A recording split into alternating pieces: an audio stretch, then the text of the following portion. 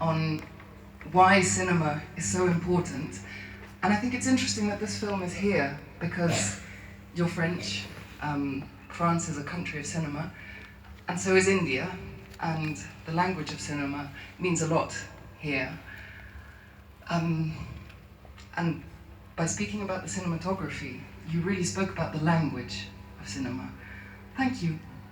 It was a fantastic film. Thank you. Thank you, Miriam.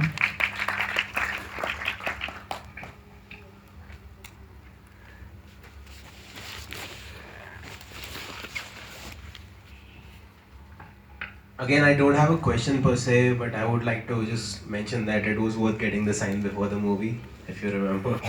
I do. Yeah, and I would like to thank you for bringing this film here, and it was really a lesson. I mean, to know a man through his work is the best way to know him, according to me. And this guy is a legend, and truly, I mean, his work speaks for himself, and to know the discipline, even when the opening shot of the film itself, I fell in love with the film then and then itself. So that's all. I mean, this film will stay with me for a while. Thank you very much.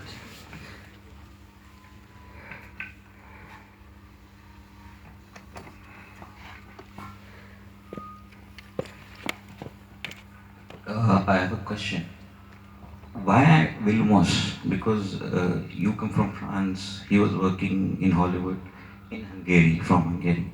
So why Vilmos? Well, it's mainly a meeting. Cinema is a history of meeting people, meeting someone else, and then something happens, So I was extremely lucky to meet Vilmos, and of course, like some of you, maybe everyone here, I watched his films like you in theater, and I fell in love with his work. So it was like my dream cinematographer, like I don't know, it was like George Clooney or for me Vilmos was a master. So I couldn't even think one day to meet him, but a succession of lucky moments. I had my very unlucky moments, and this was my chance, the chance of my life, when Darius Konji, who I met in my booth over there, in France over there, introduced us, because Darius knew very well Vilmos, so he put us in contact. We could meet, and as soon as I met the human being, I knew I had to make a film about him.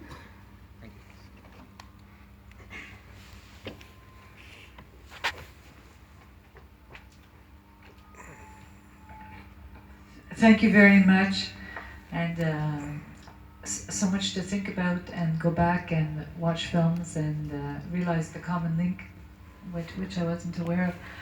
And I'm guessing when you started this project, you had no idea that Vilmos was ill and would pass away.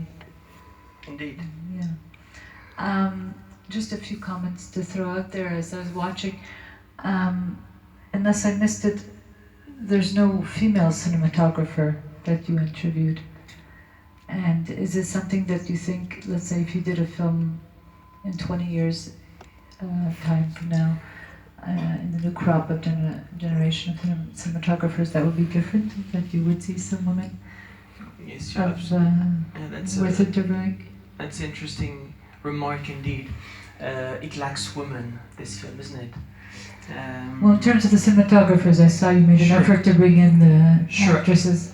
Nowadays there are more and more women cinematographers. It used to be rather men's work, because there was those heavy cameras and the physical work. Those guys, when you meet them, they're just strength of nature.